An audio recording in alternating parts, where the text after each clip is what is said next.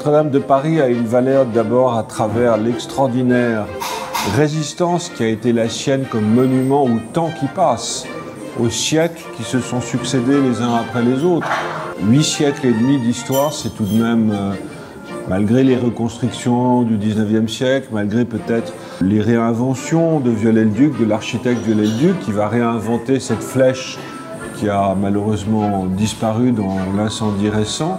Et puis c'est un lieu d'une très grande beauté, parce que tous les grands artistes français y ont réalisé, sculpteurs, peintres, à travers les siècles et à travers les ajouts successifs qu'on y a fait, une véritable œuvre d'art. Donc elle est à la fois un bijou artistique, un bijou patrimonial, et en même temps un lieu symbolique des grands événements de notre histoire de France. Toute l'histoire de France, de l'hérédité dynastique, de l'hérédité des rois de France jusqu'à la République est contenue à la fois dans les œuvres d'art et dans la construction même. Et non seulement elle est un monument extraordinaire à travers sa pérennité dans le temps, de la monarchie française à la République française, mais elle est extraordinaire parce qu'elle est devenue un lieu symbolique de la construction de l'histoire de France depuis la monarchie jusqu'à la République. Elle a traversé tout de même plus de 8 siècles et demi de notre histoire de France. Elle a connu des périodes noires. On détruit en partie sa flèche. Il existait une première flèche avant celle qui a été construite par Viollet-le-Duc en 1860 et qui vient de brûler. Et puis, elle passe tout de même miraculeusement à travers cet épisode de la terreur révolutionnaire de 1793.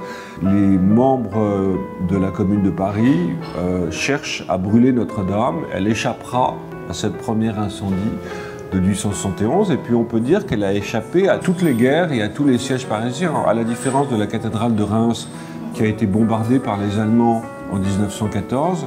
Les bombardements allemands sur Paris n'ont jamais détruit et abîmé Notre-Dame.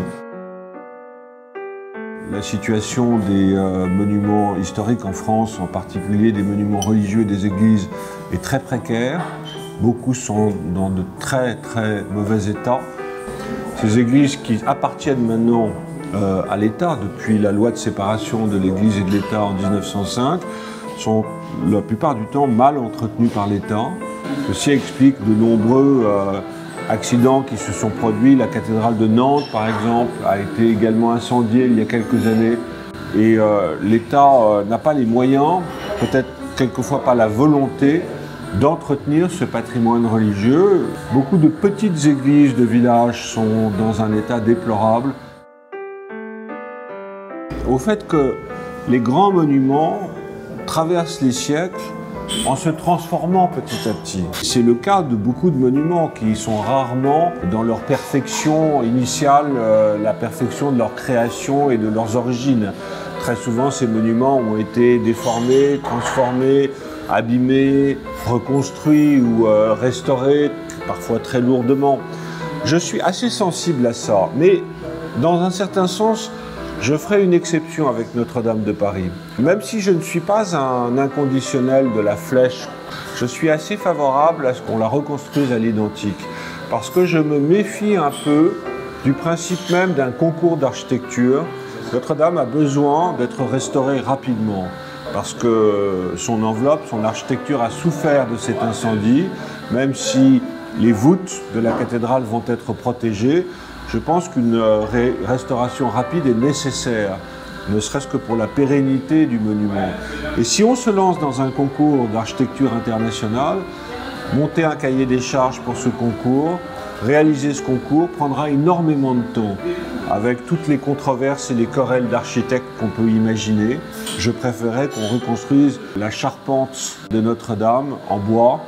J'aurais préféré qu'on reconstruise cette flèche à l'identique.